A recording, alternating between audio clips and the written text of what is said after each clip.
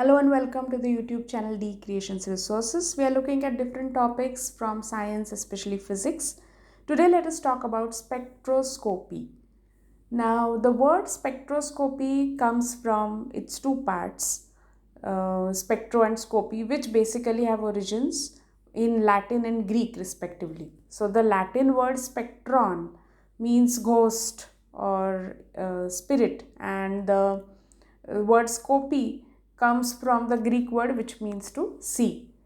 So the idea is here, when you are analyzing an atom or a molecule or an element or a compound, you are not directly looking at it to get the information. Instead, it is interacting with electromagnetic radiation, and then there could be two ways. There could be some change pertaining to the radiation, or there could be some change pertaining to the matter, and that is analyzed, and that basically gives you the information. Now, every entity comes with a certain fingerprint spectrum. That, of course, comes from the fact that matter is composed of atoms, and then there are certain energy levels associated with it. And when it is interacting with an electromagnetic radiation, that energy has to correspond to the energy difference between the different levels, energy levels corresponding to that entity. Sir Isaac Newton had used the word spectrum when he was studying the rainbow, or in other words, he used a prism, and then white light was seen to break into its component colors. And that, of course, he was talking about when he was referring to the spectrum. So the idea is clear. You have the components which have different wavelengths or frequencies. Now, in spectroscopy, we mainly study the absorption or emission of the electromagnetic radiation by the matter concerned. Now, we have talked about electromagnetic radiation and the electromagnetic spectrum, and that consists of a very broad range of frequencies.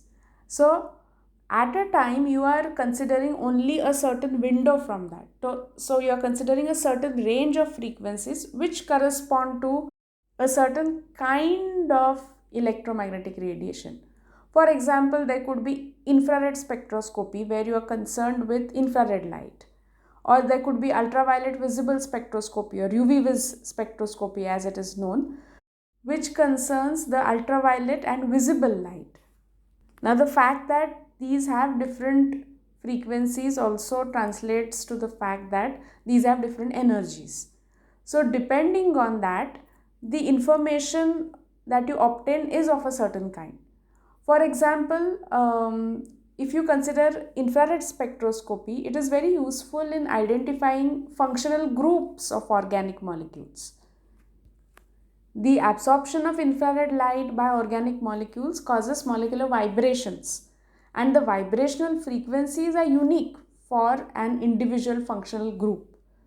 So, when you consider infrared spectrum, it's of course a graphical plot of, usually it is a plot of transmittance percentage and versus wave number with the unit in centimeter inverse.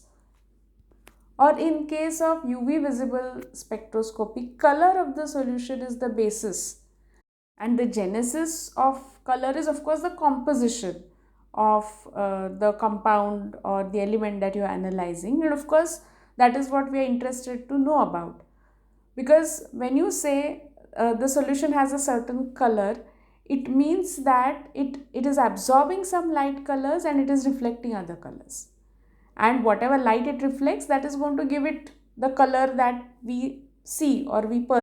So UV visible spectroscopy works by passing light through a sample of your solution, whatever you want to study, and then you are trying to find out how much light is getting absorbed by the solution. And spectroscopy is going to have applications in various fields. It's very well known, the applications in astronomy, of course, but there are applications in material science or medicine, earth science, forensics, and even for food safety. So, all in all, spectroscopy holds tremendous significance in science.